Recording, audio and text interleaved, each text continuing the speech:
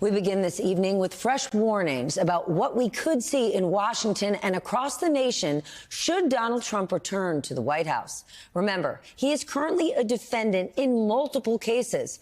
And right now, as his trials are set to unfold, as he is making his pitch to voters for a second term.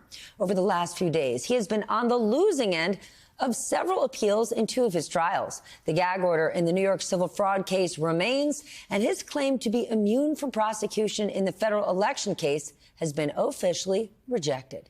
But several reports are indicating Trump is making plans for his next administration despite these legal setbacks. The New York Times reports it will be more radical than the first.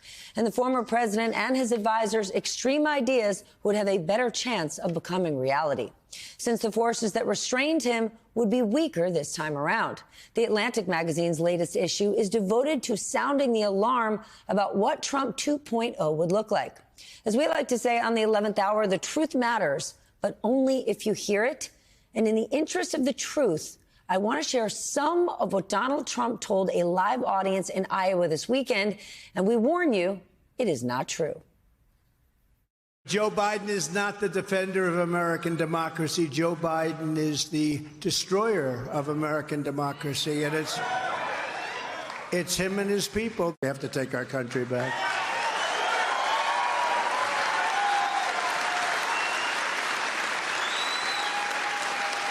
Because the fact is, Americans don't like fascists. We don't like communists. We don't like tyrants. If you had a real election and Jesus came down and God came down and said, I'm going to be the scorekeeper here, I think it would win there. I think it would win in Illinois, and I think it would win in New York. Never forget, our enemies want to take away my freedom. Together, we're taking on some of the most menacing forces and vicious opponents our people have ever seen.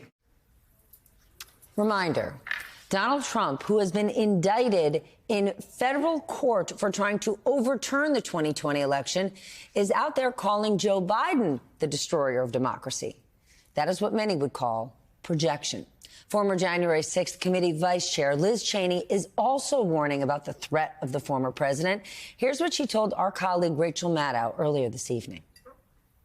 We need the rule of law to function, and that means you have to have a president in particular who takes seriously his obligation to uphold it. You will take those people who were the most radical, the most dangerous, who had the proposals that were the most dangerous, and he will put them in positions of supreme power. And that's a risk that we simply can't take.